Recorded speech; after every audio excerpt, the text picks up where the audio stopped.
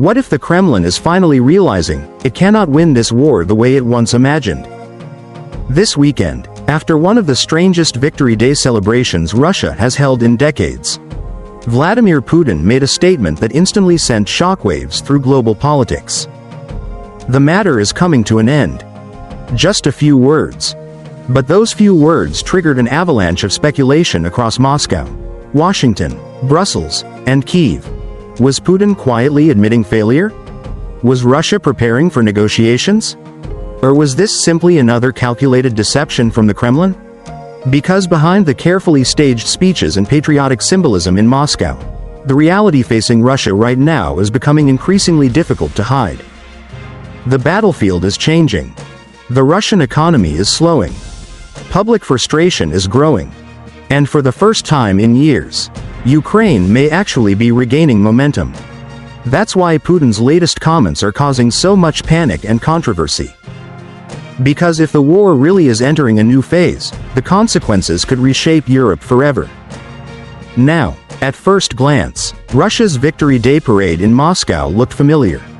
Flags waved. Soldiers marched. Patriotic music blasted across Red Square. But something felt very different this year. Actually, something huge was missing. The tanks. The armored vehicles. The heavy military hardware that usually dominates Russia's annual May 9th parade was almost nowhere to be seen. For the first time in nearly 2 decades, Moscow's most important military celebration looked stripped down, nervous, and strangely restrained. And according to multiple reports, security surrounding the event was dramatically intensified. Why? Because the Kremlin reportedly feared a possible Ukrainian strike deep inside Russian territory. Think about how extraordinary that is.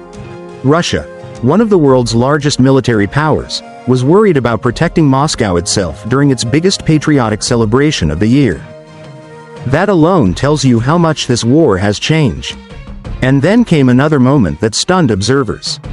Ukrainian President Volodymyr Zelensky openly mocked the Kremlin by publicly granting permission for Russia to hold the parade safely.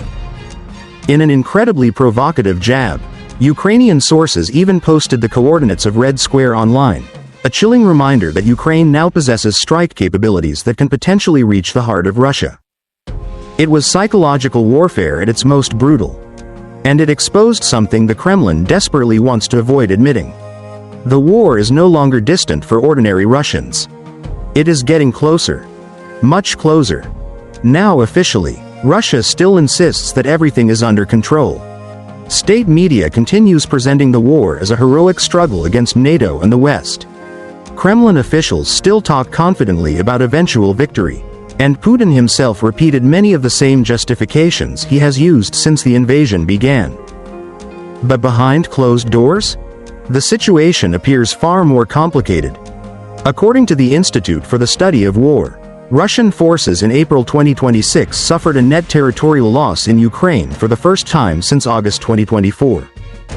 That may sound technical, but politically, it's explosive. Because for years, the Kremlin has tried to maintain the image of slow but inevitable Russian progress. Now that narrative is beginning to crack.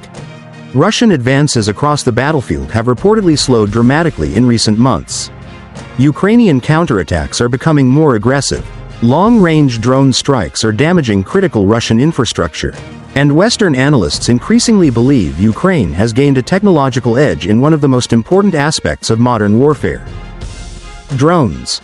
This war has transformed into a brutal high-tech contest where cheap unmanned systems can destroy tanks, refineries, supply lines, and even strategic military facilities hundreds of kilometers away. And Ukraine is getting better at it. Much better. Recent Ukrainian strikes reportedly hit Russian oil terminals and refineries deep inside the country, reducing export capacity and exposing major weaknesses in Russia's internal defenses. In other words, Ukraine is no longer just defending itself. It is bringing the war home to Russia. That changes everything. And the numbers paint an even darker picture for Moscow. According to analysis cited by the New York Times, based on Russia's current rate of advance, it could take more than 30 years for Moscow to fully seize the Donbas region. 30 years. Imagine hearing that inside the Kremlin after more than 4 years of war. Sanctions, casualties, and economic disruption. Worse still, Ukrainian and Western officials claim Russian recruitment levels are now falling below casualty rates. If true, that's a terrifying long-term problem for Moscow. Because wars are not won with speeches. They are won with manpower, logistics, production, morale, and time. And Russia may be running short on several of those simultaneously. But the battlefield isn't the Kremlin's only problem. The domestic situation inside Russia is becoming increasingly fragile too. Despite high global energy prices helping prop up state revenues, the Russian economy is showing visible signs of strain. Russia's economy reportedly shrank in the first quarter of 2026, the first contraction since 2023. The government has slashed its future growth forecasts. Inflation remains stubbornly high. Interest rates continue hurting businesses and households. And internet restrictions imposed by the Kremlin are frustrating millions of Russians who increasingly feel trapped between censorship, economic pressure, and endless war. This combination is dangerous.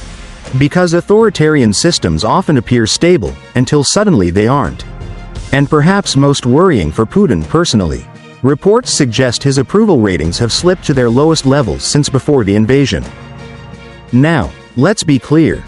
This does not mean Putin is collapsing tomorrow. Far from it. The Kremlin still maintains enormous control over Russian media, institutions, and security forces. But it does mean something important. The political environment surrounding the war is becoming harder for Putin to manage. Which brings us back to his comments this weekend.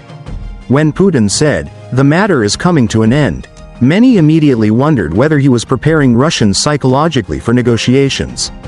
But here's the critical detail most headlines ignored. Putin did not signal surrender. Not even close. In fact, during the same remarks, he repeated many of the Kremlin's core narratives, blaming NATO expansion, Western, globalist elites, and Ukraine's ties to Europe for causing the conflict. The Kremlin also continues insisting on demands Ukraine has repeatedly rejected, including conditions involving eastern Ukrainian territories. So no, this was not Putin waving a white flag. Instead, analysts believe something more strategic may be happening. Putin may be trying to convince the Russian public that the war will eventually end, but only on Russia's terms. That distinction matters enormously. Because after years of casualties and economic pressure, the Kremlin likely understands that Russians increasingly want to hear there is some kind of exit strategy. Not a forever war. Not endless mobilization. Not permanent sacrifice. And yet the contradiction is becoming obvious. Putin wants victory. Ukraine refuses surrender. Europe is divided. America is distracted. And the battlefield remains unstable. Which means peace may still be very far away. In fact, Ukrainian officials are openly warning that Russia is preparing for fresh offensives rather than genuine negotiations.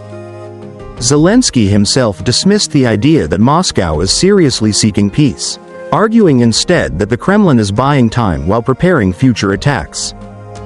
And frankly, there are reasons to believe him. Because despite all the recent chatter about negotiations, there is still remarkably little evidence that either side is willing to make major concessions. Russia continues demanding territory. Ukraine continues refusing territorial compromise. And Europe itself cannot even fully agree on what strategy it should pursue. Some European governments, particularly in France and Italy, reportedly believe Europe should begin preparing for direct negotiations with Moscow so the EU is not completely sidelined from future peace talks. Others disagree completely.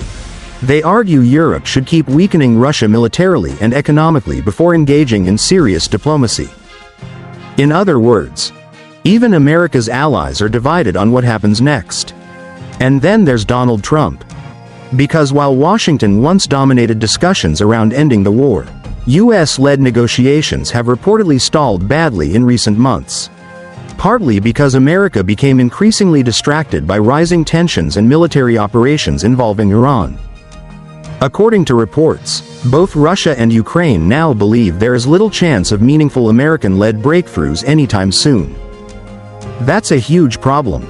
Because without strong external pressure, both sides appear increasingly convinced they can still improve their positions militarily. Russia believes time may weaken Western unity. Ukraine believes recent battlefield successes prove Russia can still be pushed back. That creates a terrifying possibility.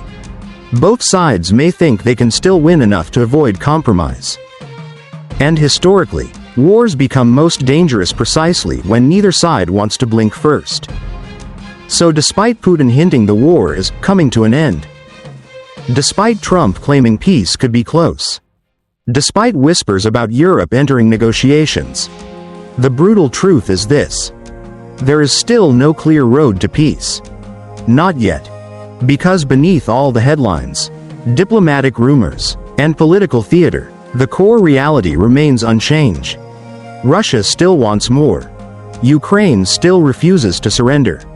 And the world is entering an increasingly unstable geopolitical era where every new strike, every drone attack, every economic crisis, and every political shift could suddenly change the trajectory of the war overnight. Which means Putin's comments this weekend may not have been the beginning of peace at all. They may simply have been the clearest sign yet that the Kremlin understands something deeply uncomfortable. This war is becoming harder and harder for Russia to control. And that realization alone could make the next phase of the conflict even more dangerous.